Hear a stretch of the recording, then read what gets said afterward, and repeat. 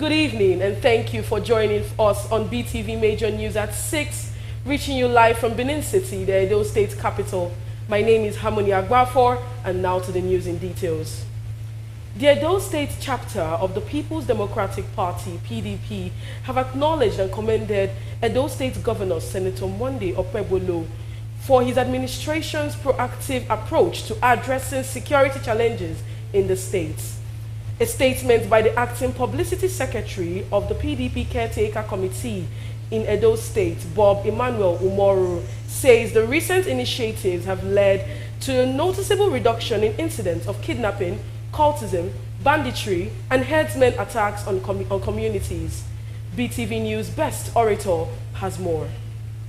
A statement by the acting publicity secretary of the People's Democratic Party Caretaker Committee in Edo State, Bob Emmanuel Umoru, otherwise known as Jesus Army, says Governor Okpebholo's commitment to restoring peace and security is evident through several strategic actions, one of which is the legislative measures to address security threats in the state. The PDP says the enactment of the cultism Prohibition Law and the Kidnapping Prohibition Amendment Law 2025 by the Edo State House of Assembly under the Okpebholo's administration, which imposes stringent penalties on offenders, including the death penalty for convicted kidnappers and the demolition of properties linked to such crimes, is very much commendable. On the area of operational enhancement, the PDP noted that the procurement of over 60 new Hilux vehicles and 1,000 motorcycles to bolster the capabilities of security agencies, facilitating rapid response and improved surveillance across the state is another thing done by the governor that should attract commendation even from the PDP as opposition party in the state.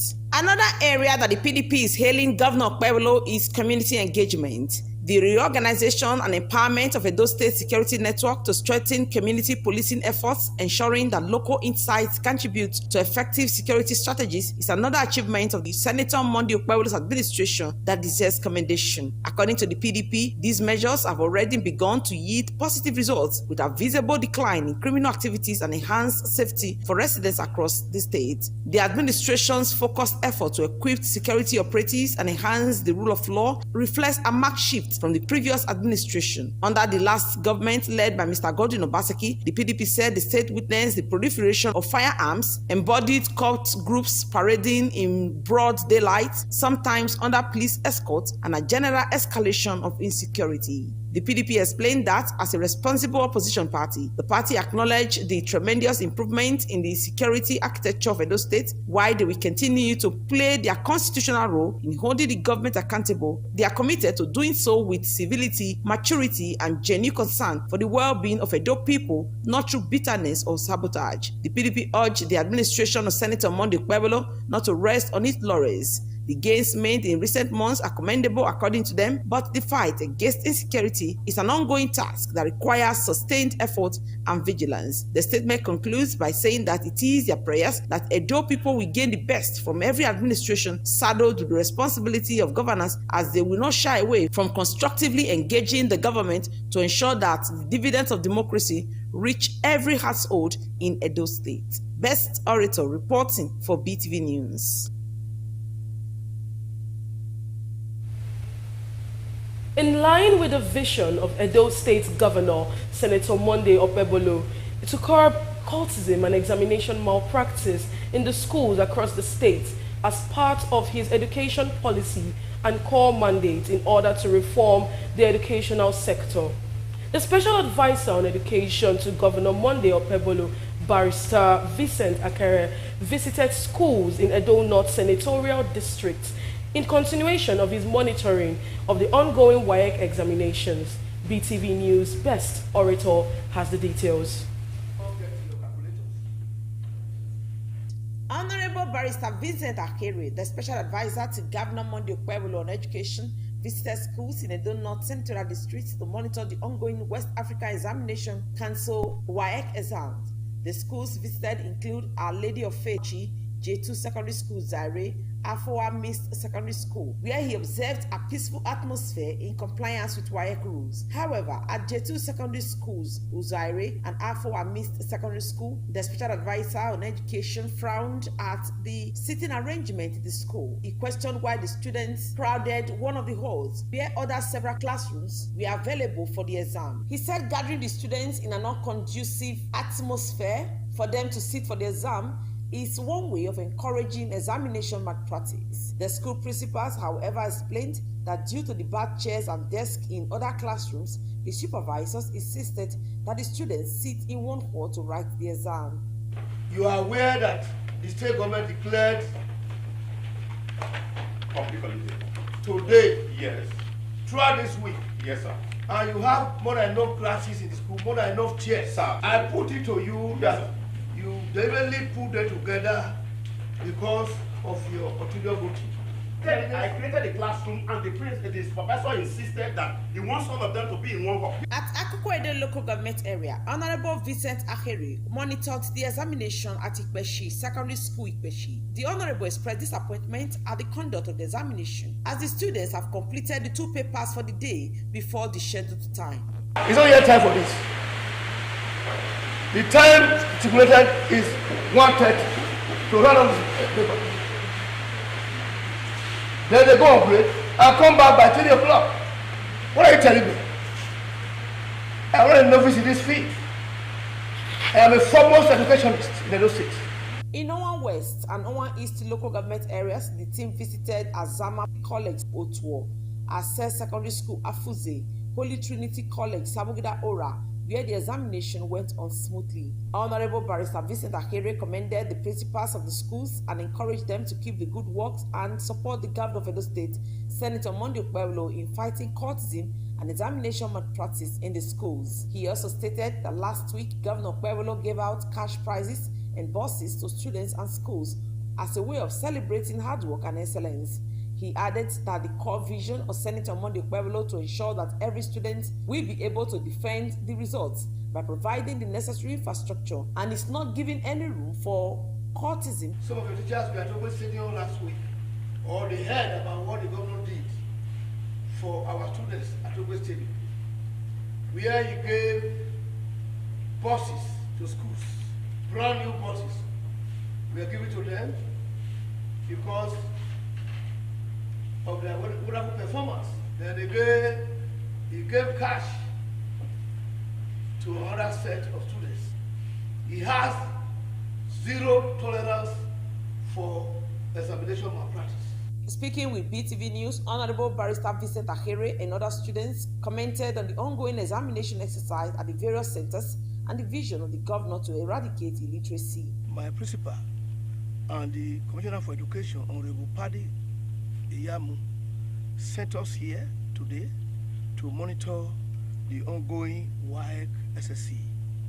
We started from Auchi and we are now at Oman West. Our first port of call this morning was Our Lady of Fatima Secondary School, Auchi. From there we moved to Jatu Secondary School, Auchi, and Fowa Secondary School, Auchi. Thereafter, we relocated to Ekokoedo, where we visited Ikpeshi Secondary School and one other secondary school before relocating to Owan East. At Owan East, we visited Ase Secondary School, and here we are now we are in Owan West now. We have just rounded off our visit to Holy Trinity Grammar School, Owan West local government. The day has been hectic, but we are very, very happy that the children are abiding by the rules governing WAEC SSC, the guidelines of WAEC. In all the schools visited, the children were doing their work. We didn't experience any case of examination malpractice, but we discovered that some of the classes in Auchi, Akoko Edo, and Owan East were crowded. I queried the principals who agreed to turn a new leaf. And I must say that our governor is very, very passionate about revamping the education sector of the state. He is renovating more than 150 schools, primary and secondary, from Akoko Edo to Ovia Southwest, across the state. In Esa is working, in Edo South is working, in Edo North here, I've seen so many schools that are being rebuilt. I think it deserves a pat on the back. So our exam started on the 7th of May. It has been going well, although some students don't know what to write, but we are hoping on God. We are trying. Work is not easy. I would like to give the Edo State government a big hand due to the work he has been doing for us and the things he's yet to do. And I'll pray to God to empower his able to do more for us. The monitoring exercise continues. Best Orator reporting for BeeTv News.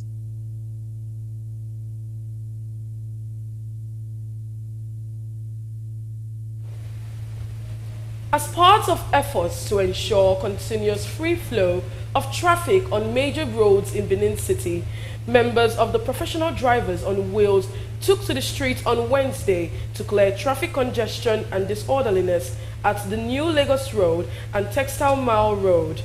BeeTv News Best Orator has more.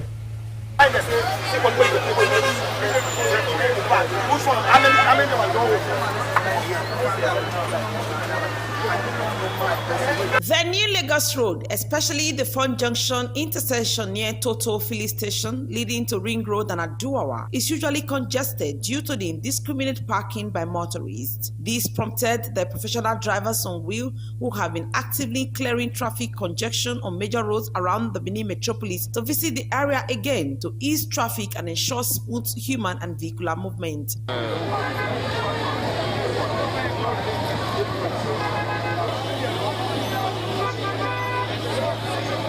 The Vice President of the Professional Drivers on Wheel, Joseph Ebotime, said the congestion and disorderliness on the road prompted their visit. He added that they have cleared the area of traffic and will ensure its sustainability. Now we come out this morning, so we want to clear this 4 junction.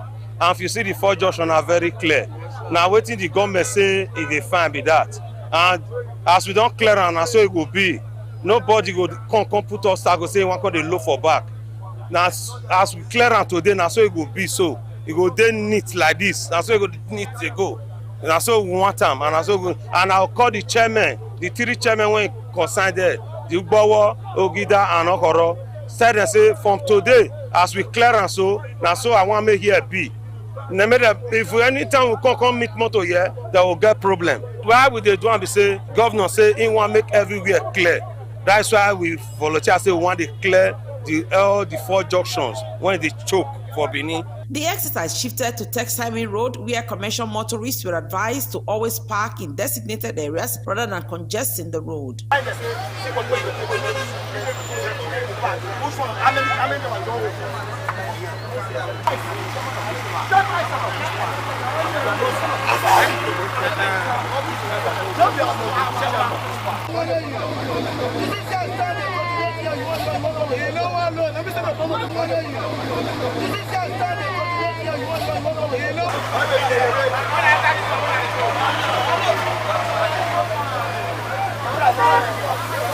The Edo State Financial Secretary of the Professional Drivers on Wheel, Rotimi Ame, expressed satisfaction with the exercise. He noted that their national president, Comrade Adams Ehi, alias Shaba, gave them a directive to ensure all roads are free from traffic and warned that they would not tolerate any form of default from drivers, adding that any driver parking in an unauthorized areas will be apprehended and face the penalties. Why we are here today, first, we are in New Benin this morning. We have settled some matters there and we cleared that total area. Now we are in Ogida Market. We have come here, we come here before. We don't tell them say this line, this lane, we government tie for them, we tie here so. May all those motor where they go Luku and first, may that they day here so that may this Ogida Market not the shock. It always the block. We don't they come here and today now we hear say these drivers they still go back to that place. Go for pursue them. Now our national president give us directive say, "Mo go pursue them there," so that any motor we see for there, mo make sure say we remove them. And from tomorrow now, our guy just say he go set some task force. We go to monitor that area. Any motor where they see there, we go hold them. After we hold them, we will deal with them with the constitution of the drivers, because we don't tell them several times. Say, make them know they load there. We don't remove them. Anybody from tomorrow, anybody who will see there, where we will deal with them with the law, where it guide us. The professional drivers on wheel have been committed to controlling traffic around the Benin metropolis.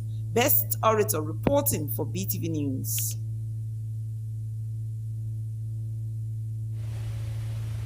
The Africa Initiative for World Peace Project leaders have paid a courtesy visit to the Edo State Forestry Commission in preparation for World Environment Day on 5th of June 2025, where the project plants 1 million trees will be flagged off in Edo State as a collaborative effort between Edo State government and the Africa Initiative for World Peace. BeeTv News' Pelumi Mukoro has more.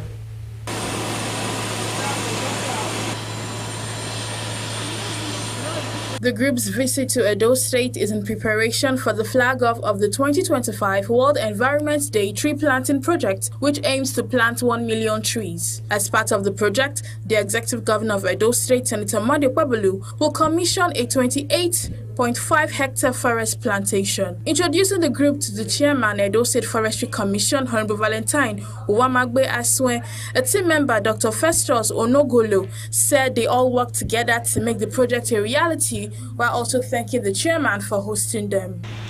You understand? I'll just say it. Myself and I, we sat down, the flyers, the correction. She gave so much advice on the way forward. So, madam, I thank you very, very much. And also some other staffs too, also again, of the commission.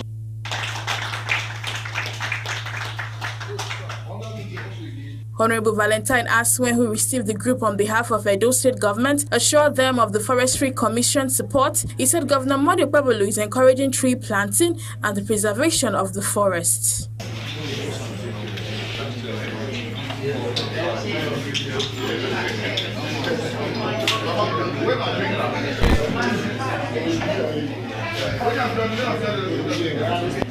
In her remarks, Mrs. Strebel, Vice President of the Africa Initiative for Peace Project, thanked Honorable Aswen for the support of the Edo State Forestry Commission and the Edo State Governor's commitment towards the project.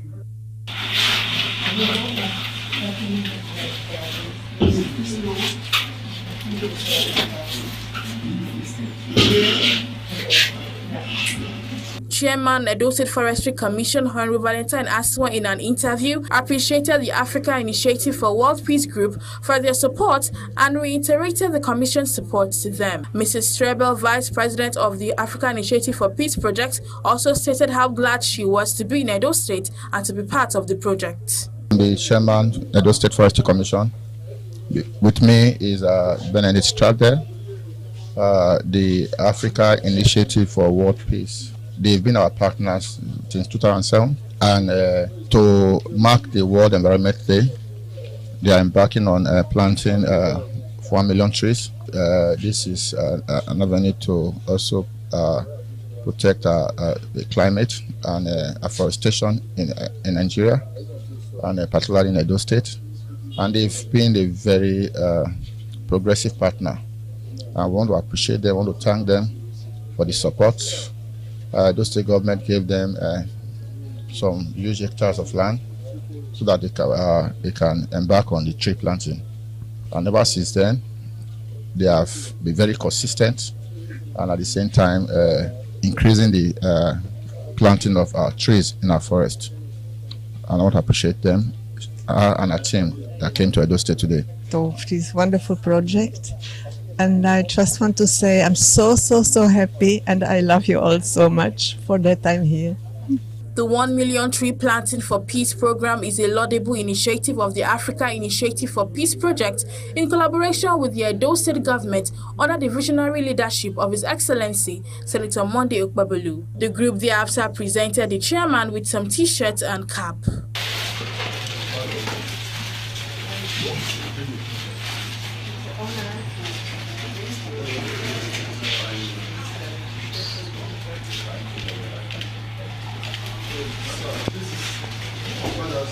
Malumi Mokoro reporting for BeeTv News.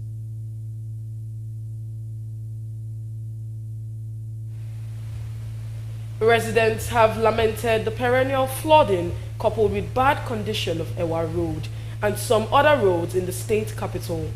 BeeTv News Freeman Osawe reports that the affected roads are flooded and riddled with potholes amid untold hardship faced by the road users. Ewa Road in Upper Mission and other roads in parts of GRA in Benin City are worst hit in the aftermath of Tuesday's rain. Ewa Road, which was under construction at some point, was devoid of any construction activities, leaving the road unmotorable. The situation is, however, not different at the GRA, especially Boundary Road and Jiwa Amu roads, as motorists are forced to take alternative routes due to flooding. Some residents lament the deteriorating situation in the affected roads, calling on the state government to come to their aid and complete the rehabilitation work on the Ewa Road axis. This road has been so bad to the extent we are suffering in this road. As it stands, I'm talking to you now. When you look at the holes there, we are the one that use our hand and cover it so it can be motorable and kekerable. It's keke people that did it. Understand? So yeah, I can say that they are working road, and unfortunately that we are not seeing anybody again. The hoodlums were using this very place, as in, terrorizing people. You come out in the morning, you see people's handbag, and because of the deplorable condition of the road. So when government come up, we were so happy. But unfortunately, the work was abandoned. We don't really know what is going on. And at the same time, the contractor that they gave this work, I don't see him capable doing this work. Because many years ago, I think during, I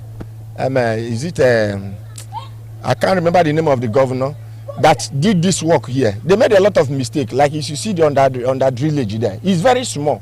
Cannot accommodate the water that is passing under. Therefore, when you block, everywhere scatter. Water, as you know, we don't know if they fall. I'm going to call the fall on that place. What they need to do, and they need to do this road well, make this road good, so that every motor will pass here. As we know, if they fall, they not pass here. The road they bad.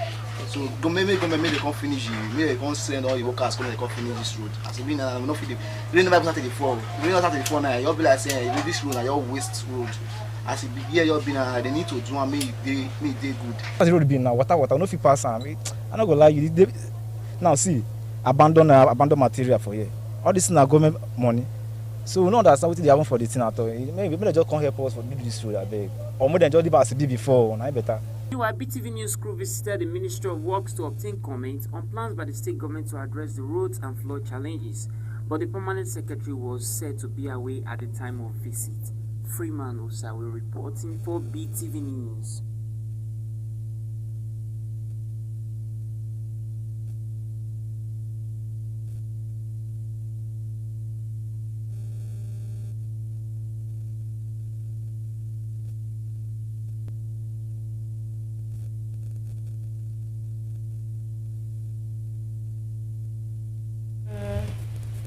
As the Eid el-Kabir Salah celebrations approach, the prices of rams have seen a significant increase across major livestock markets in the country.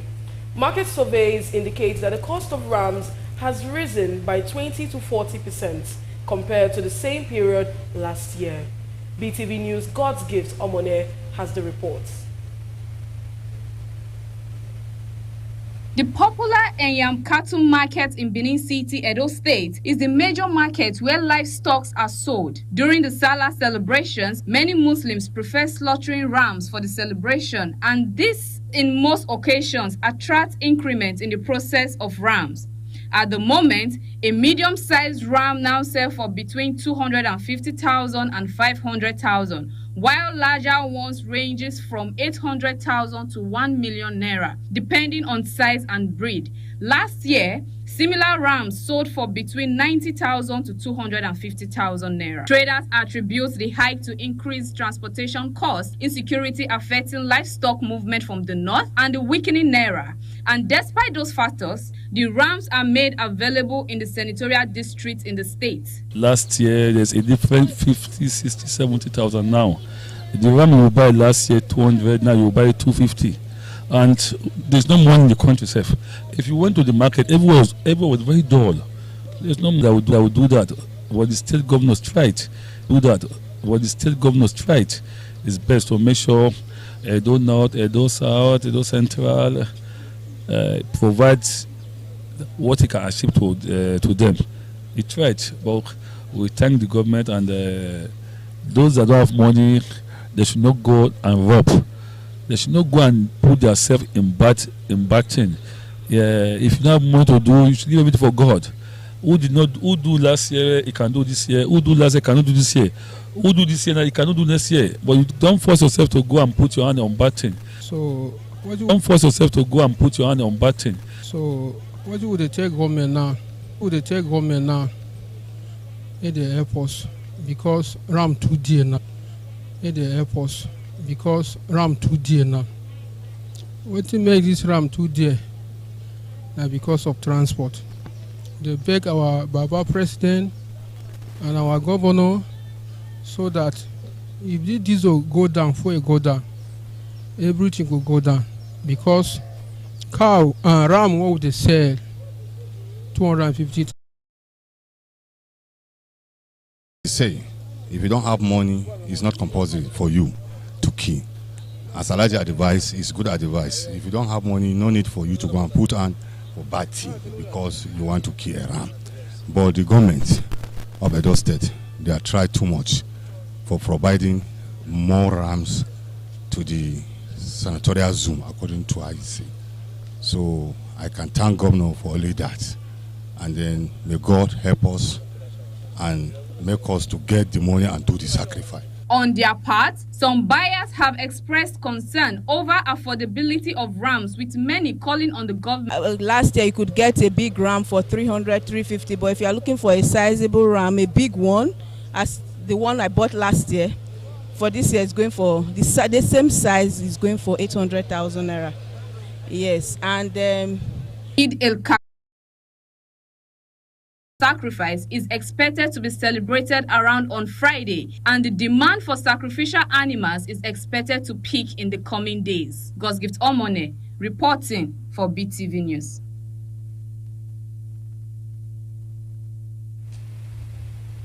The integration of science and technology into secondary school curriculum have been emphasized by members of the public.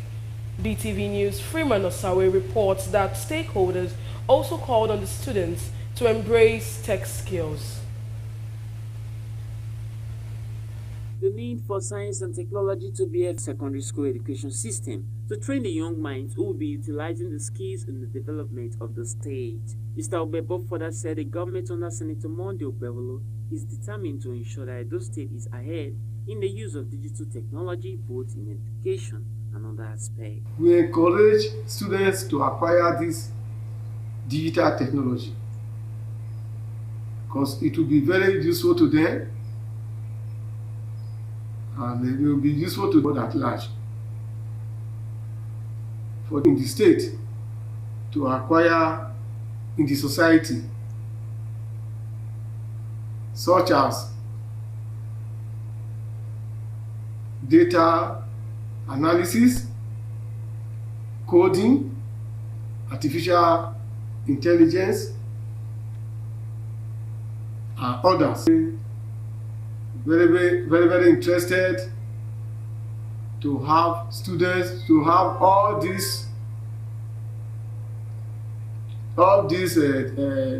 training in school.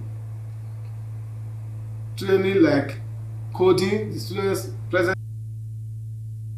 State Sole Administrator, Vice Admiral Ibok Ete Ibas, has appointed 11 new permanent secretaries. The appointment was contained in a special government announcement issued in Port Harcourt on Tuesday. The three-paragraph statement was signed by the acting head of service, River State, Dr. Mrs. Inyingi Brown, and sent to newsmen. The statement said the newly appointed permanent secretaries would be sworn in by the sole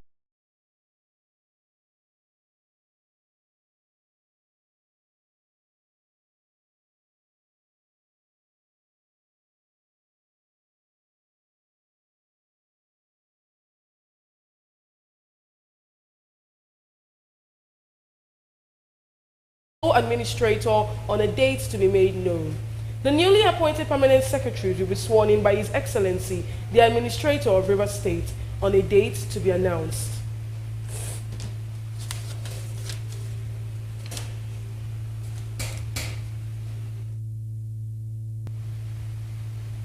The National Emergency Management Agency says it has deployed its official in 15 high-risk states to further enlighten residents on the impending floods and the need to relocate from flood-prone areas, saying victims of the tragedy in Mokwa, Niger State, lived in gully areas and were caught unawares by the recent flooding disaster in the state, despite official warnings. In this report, NEMA took sensitization to Adamawa State. BeeTv News' SOE Osenwige has details. Flooding remains a persistent challenge in Nigeria, often leading to displacement, destruction of property, and loss of lives, especially in vulnerable communities. Adamawa State has been listed among the high flood risk areas for 2025, according to Nigerian Meteorological Agency. A riverbank community in Yola North local government area is one of the areas repeatedly affected. Residents share their concerns and appealed for government assistance. We are human beings here, and we don't have anywhere to go apart of this riverside. We was born and grown up in the riverside, so we need government to help us. Apart of government, nobody have that opportunity to do. Every year we continue to move like Fulani. Every year we continue to move like Fulani. So there's no any help. So we want to beg our government to help us. As part of its disaster preparedness and response campaign, NEMA is organizing a stakeholder engagement focused on strengthening community-level disaster and risk management. The goal is to save lives, restore normalcy, and build resilience across the country. The campaign is followed by community outreach to raise awareness about early warning signs of flooding. It's part of the responsibility of the government to identify safer, comfortable, decent place that these people can be moved. For the meantime, we have developed an evacuation plan. That evacuation plan will provide us a guide on how to evacuate people when the flood happens without losing lives. We have also seen what happened in 2024. We want to see how we can improve on what happened in 2024. With the growing impacts of climate change, proactive flood preparedness remains critical for protecting lives and advancing for BeeTv News.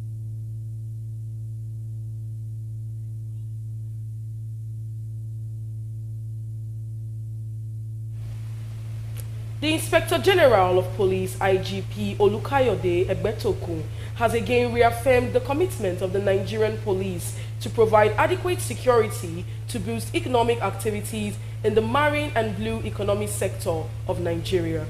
He made this known earlier today when Akuta and his delegation at the IGP Smart Conference Room at Louis Edet House Force headquarters in Abuja. The visit also had in attendance the force management team and other senior officers. In his address, Mr. Akuta expressed his appreciation to the Inspector General of Police for the warm reception and commended the long-standing relationship between the Nigerian ship and the Nigerian police force. Police force significantly improved transparency, accountability, and operational efficiency in areas of safety, security of lives, and cargo in the seaport areas and facilities. It helped us a lot of routine examination processes and the maintenance of law and order around the port access corridors. I want to thank you so much, sir, and I come from your continued partnership support to achieve our respective national objectives. I want to assure you that we are still committed to this support that we have been giving you. We are committed to deepening our partnership and collaboration with you. We will continue to support your enforcement and compliance efforts. I also want to assure you that we are going to contribute adequately to the joint task team that you mentioned, and we will provide you with all necessary support to ensure that you continue to do well in your job and continue to deliver on your mandates.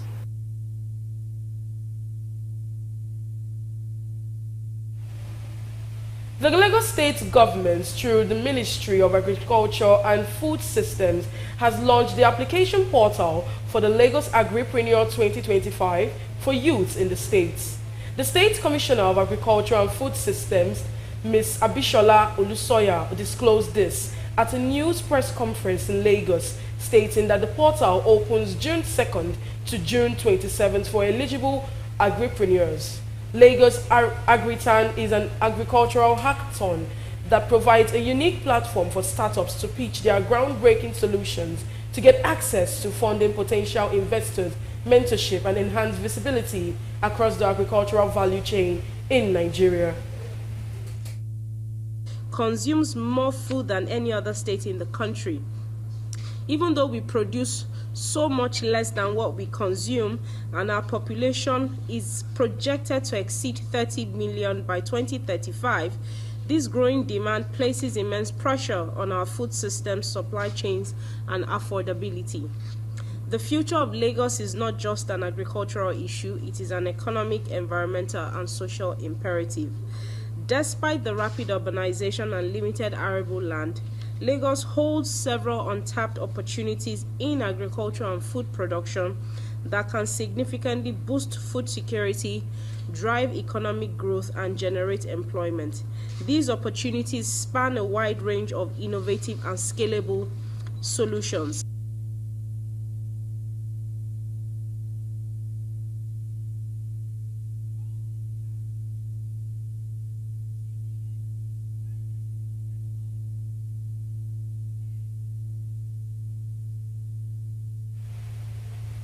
The Presidential Initiative for Unlocking Healthcare Value Chain, PVAC, and the National Malaria Elimination Program have convened a meeting with 3 private pharmaceutical companies to discuss the federal government's evolving model for malaria elimination. According to the National Coordinator of PVAC, Dr. Abdul Mokhtar, the collaborative effort aims to rapidly scale up malaria elimination efforts in Nigeria.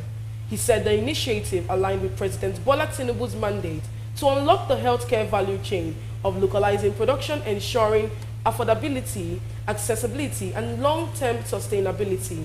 The meeting held in Abuja brought together stakeholders from PVAC, NMEP, MZOR, Fixin, and Codex Pharmaceuticals. First meeting that we had a few weeks ago here in Abuja, where we visited the company. Today we have 3 companies. The first one is Codex. That is actually one of their representatives is here with us, but the rest of the team will join virtually. And then after that we'll have Fitson or MZOR, one of them, and then the last one will be MZOR. So we have 3 major companies that have all been really at the forefront of the private sector, providing solutions for malaria, either in terms of kits or in terms of medicines.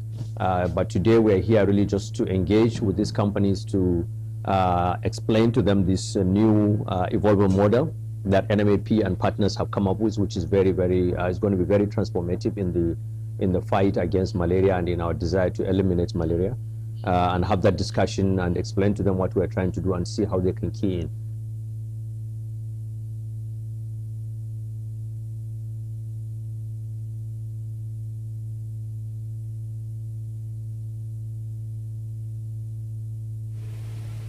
Experts are seeking to build a unified health infrastructure to enhance patient care and promote data-supported information for decision-making. This fund discussions at a meeting on enabling the digital and data landscape of Nigeria's health reforms in Abuja. Speakers at the event say all health data collected needs to translate into credible information to make better choices for the healthcare needs of all citizens. So you get treated in Yobe, all right, you see your primary healthcare physician in Yobe, and you refer to Abeokuta, all right, for specialist care, and your data, in fact, does not follow you. Then are we really then trying to save lives? So when are we going to close the digital divide? When are we going to close the interoperability problems in Nigeria? We are going to be moving to the level where there is now individual data repository, and there is going to be information exchange for healthcare systems, and we're then going to be going to a level where there is robust data analytics that's going to help us in decision making, in better spending, in efficient delivery services.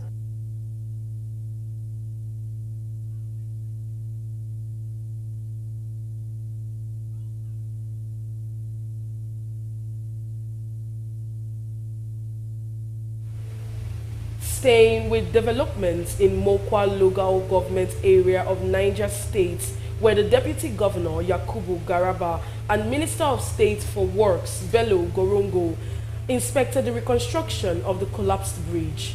The minister visited the state following last week's flood which affected many residents earlier today. The locals received aid at Saka 5 days after the incident. Locals are still hopeful that their search for missing persons will yield results. Residents also fear an outbreak of disease due to the stench of decomposing bodies buried under the rubble.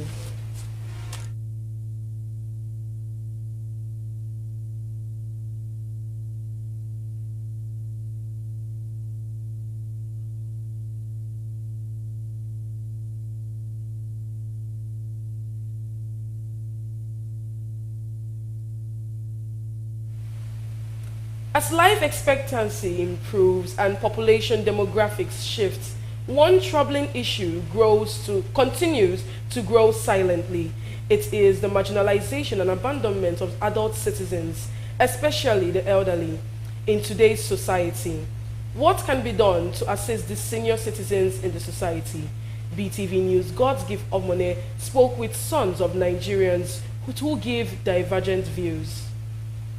From non-provision of care facilities to lack of structured welfare systems, older adults in many communities find themselves neglected, struggling with loneliness, health problems, and poverty. While aging is inevitable, what remains a choice is how society chooses to treat its elderly population. Adult citizens, particularly the elderly, are often left without adequate care or attention after spending years contributing to the development of their families, communities, and the nation. Many face physical, emotional, and financial neglect with little access to the support they need to live with dignity. Some are forced to beg, while others live in isolation, forgotten even by their own families. As a way of addressing this challenge, some residents are calling for proper planning and provisions by the government, contributions from NGOs, and family members of the elderly. A teacher who has worked for, let's say, 30, 35 years all their life,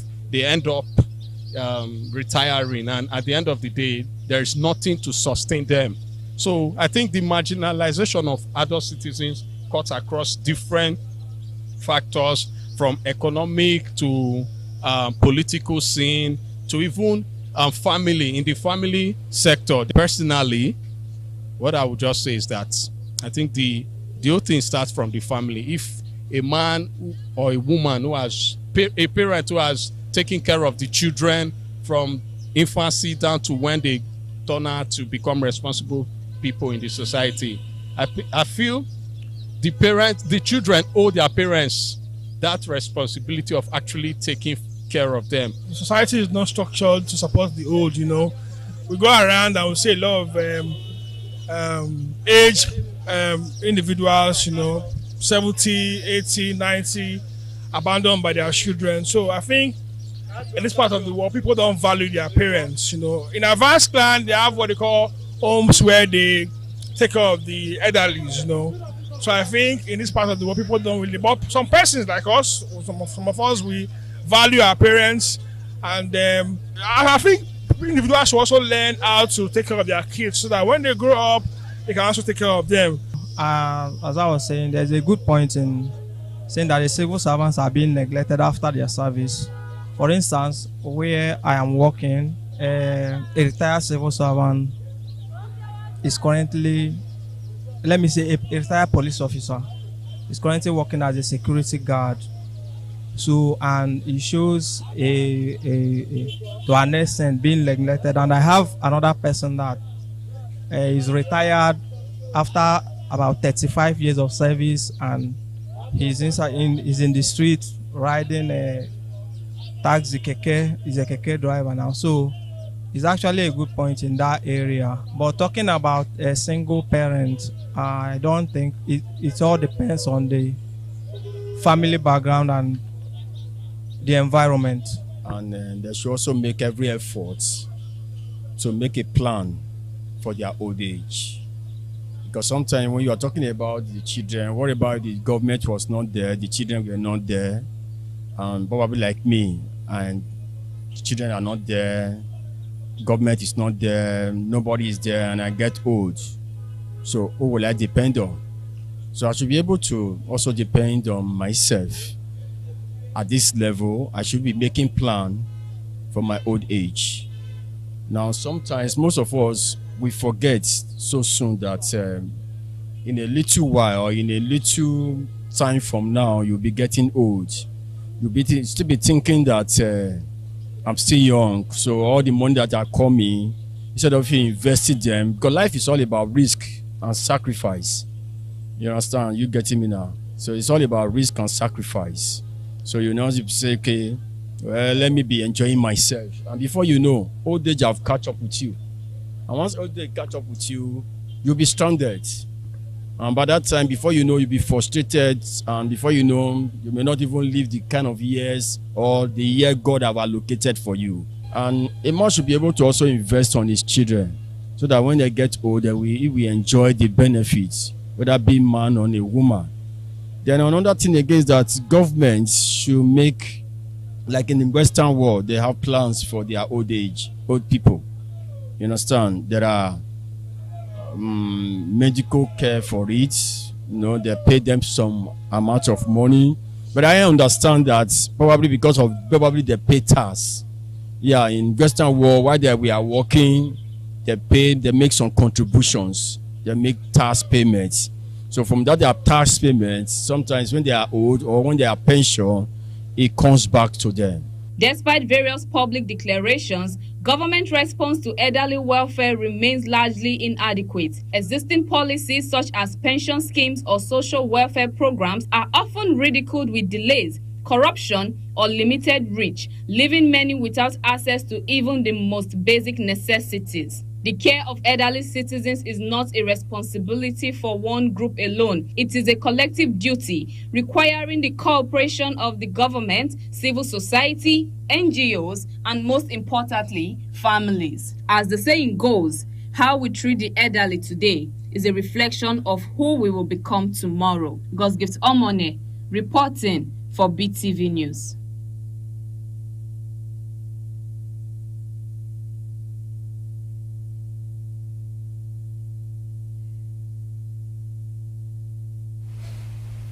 And now moving on to business news, the federal government is targeting a substantial bite of the $1 trillion global outsourcing industry with the relaunch of the National Talent Export Program, NATEP, which will position Nigeria's youth as a world-class talent pool for digital and professional services. BeeTv News, Pelumi Mukoro has more on this and more from the business world. Federal Ministry of Industry, Trade and Investment, led by the Minister Dr. Jumoke Oduwole, championed the bold initiative. Specifically, NATEP is designed to attract over $1 billion in foreign direct investment to Nigeria's growing service export economy. Speaking on the initiative, Dr. Oduwole said, "What we celebrate today is not merely the launch of a program, but to represent the continuation of a vision to position Nigeria as a global leader in the future of works and services." With digital transformation firmly embedded in President Bola Tinubu's economic vision, Nigeria is enhancing the infrastructure systems and policy tools necessary for an inclusive and innovation-driven future. In alignment with President's 8-point agenda, NATEP is designed to empower Nigerian youth, enhance global service export opportunities, and drive inclusive economic transformation. Vice President Kashim Shettima says Nigeria is pursuing a $25 billion undersea gas pipeline project aimed at supplying natural gas to Europe through the West African coastline. Mr. Shettima disclosed this during a meeting with Vital Group, the world's largest independent commodity trader, at the presidential villa in Abuja. The Nigeria-Morocco gas pipeline project will deliver gas from Nigeria to Morocco, then onward to Then onward to Europe, Mr. Shettima said. Most importantly, it's about leadership, and President Bola Tinubu understands both energy and finance, having emerged from the professional ecosystem. For 25 years, no leader has made such bold decisions, removing fuel subsidy, unifying exchange rates, and implementing broad tax reforms. He also called on investors to recognize the new economic direction under President Tinubu. Deputy Speaker of the House of Representatives, Benjamin Kalu, has said the reform efforts of President Bola Ahmed Tinubu increased the nation's trade surplus to 3.42 trillion naira, which is $2.25 billion in the fourth quarters of 2024, driven by increased exports. Kalu, who spoke at the inauguration of 20,000 new members of the Renewed Hope Partners, Bende local government area of Abia State, said the administration has unified the FX market, reduced arbitrage, while boosted investors' confidence. Kalu, who spoke at the inauguration of 20,000 new members of the Renewed Hope Partners, he also commended the president for the Renewed Hope agenda, highlighting significant achievement in economic revitalization, social welfare, security, and national development, adding that agenda is not just a slogan, but a comprehensive blueprint for Nigeria's progress. And that is all on business news. Balumi Mukoro reporting for BeeTv News.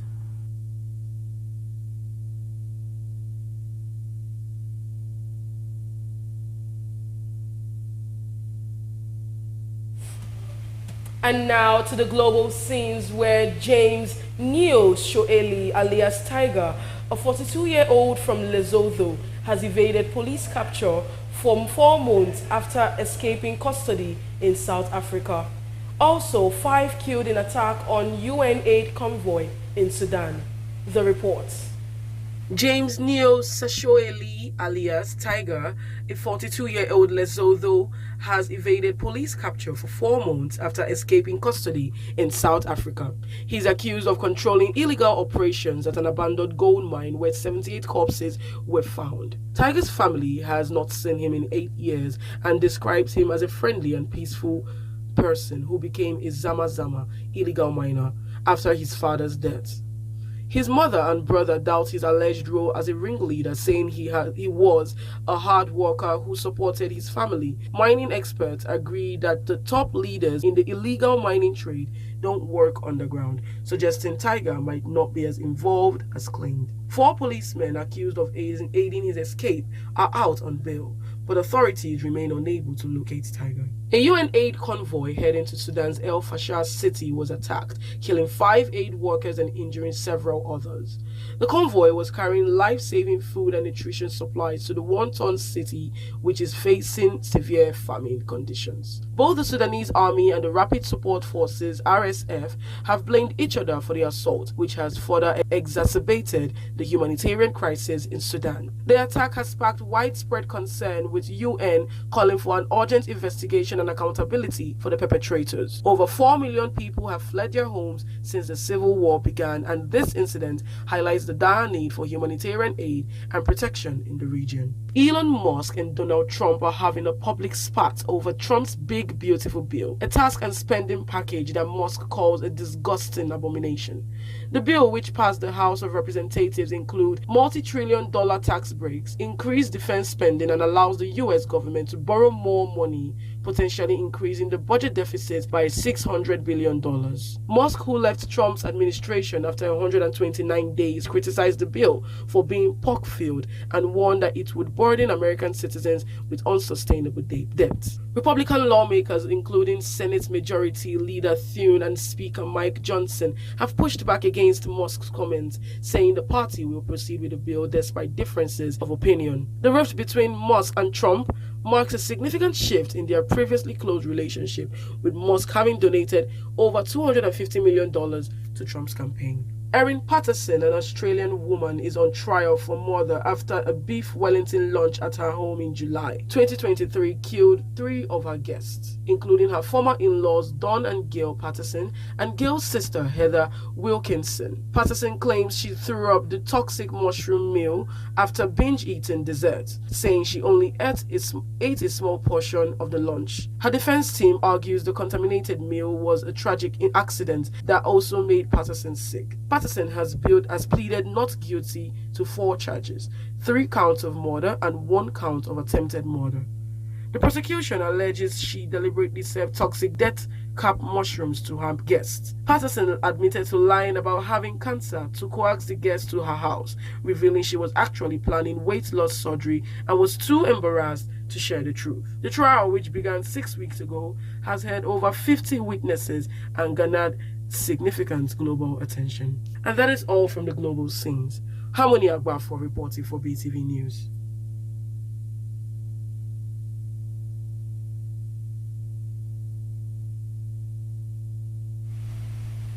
And now moving on to entertainment news, where the streaming platform Netflix has increased its subscription prices in Nigeria for the first time in 2025, marking its 3rd price hike since 2024. Also, popular Nollywood actress Biola Bayo has announced a separation from her husband Oluseyi, citing irreconcilable differences. Let's now join BeeTv News God's Gift Omone for more details and more from the entertainment world. According to updates on the company's website, the premium plan now costs 8,500 naira per month, up to 7,000 naira, representing a 21.43% increase. The standard plan, which includes HD quality and support for multiple screens, has risen from 5,500 naira to 6,500 naira, a hike of 18.18%. The basic plan now goes for 4,000 naira, up 14.29% from the previous 3,500 naira, while the mobile plan, which remains the most affordable, increased from 2,200 naira to 2,500 naira, a 13.64% jump. While Netflix has not explicitly cited inflation as the cause, the company stated that price changes are influenced by local market conditions, including inflation and applicable taxes. Popular Nollywood actress Biola Bayo has announced her separation from her husband Oluseyi, citing irreconcilable differences. The announcement was made via her official Instagram page on Tuesday in a post that coincided with her birthday. In the message, the actress revealed that the separation occurred in April 2024 and she had kept it private for over a year. Bayo further shared that while she puts on a cheerful face publicly, she has struggled emotionally in private for the past 14 months, drawing strength from her Christian faith. Biola Bayo was previously married to a UK-based man identified as Ola in October 2012, but the marriage ended in 2014. British pop singer Jessie J has revealed that she has been diagnosed with early-stage breast cancer over 2 months ago. In a public statement shared via social media, the singer disclosed that she will undergo surgery after her performance at the Summertime Ball concert in London on June 15th. She added that she has been undergoing a series of medical tests since her diagnosis. Jessie J, known for her candor and resilience, made light of her upcoming surgery, joking that she might return looking different. Explaining her decision to go public, the singer said she wanted to stand in solidarity with others battling cancer, and noted that sharing her journey has opened her up to love, support, and connection. Fans and fellow entertainers have since flooded her timeline with messages of encouragement and goodwill. Talk about it enough. I'm not processing it because I'm working so hard. I also know how much sharing in the past has helped me with other people, giving me their love and support and also their own stories. I'm an open book. It breaks my heart that so many people are going through so much. And that's it on the entertainment news. God's Gift Omone reporting for BeeTv News.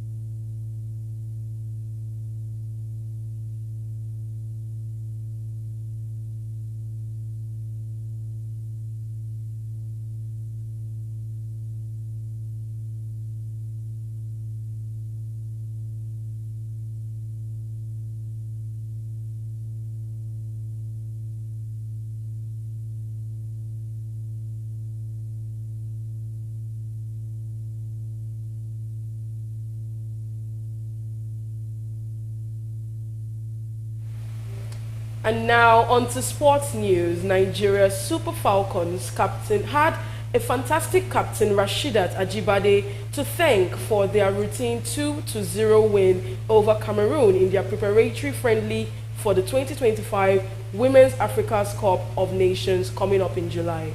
Let's now join our BeeTv News sports correspondent Freeman Osawe, who has more on this story and more trending sports stories.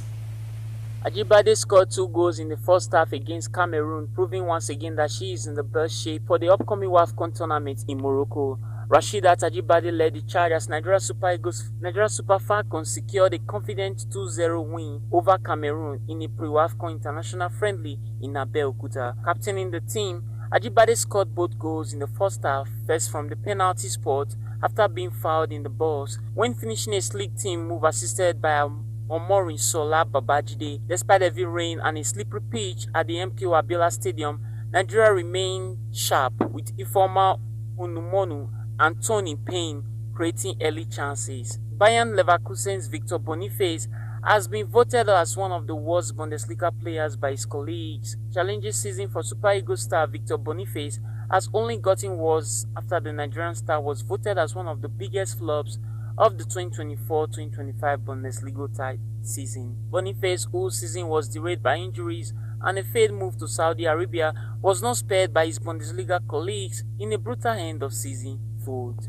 The Nigerian striker came into the 2024-2025 season riding high off a sensational first campaign with Bayern Leverkusen, where he racked up 21 goals and 9 assists. The Netherlands international has agreed personal terms on a 5-year contract at the Etihad Stadium. Should he sign in time, Reginda's first game at the City would come at the Club World Cup in the United States.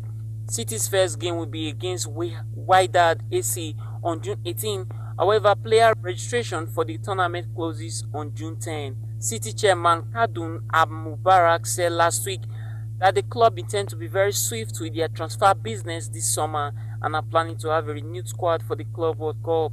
Reginda scored 10 goals in 37 Serie A appearances this season. He previously played in the Eredivisie with AZ Alkmaar and PEC Zwolle.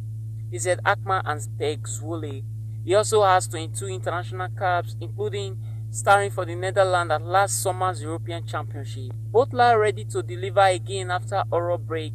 Sam Butler will play his first game for Houghton in 418 days after overcoming the horrific broken leg that wiped out his 2024 campaign. The 22-year-old broke both his fibula and tibia in a game for Boss E on April 28 last year and had to wait half an hour for an ambulance to arrive and take him off the ground.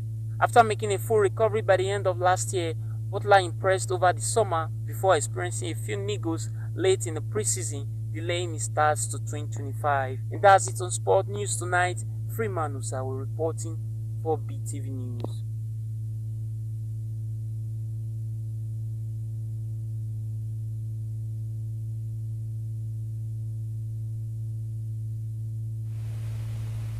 And that is the size of our news package. Many thanks for joining us on BeeTv Major News at 6. My name is Harmony Agbafor, and good night.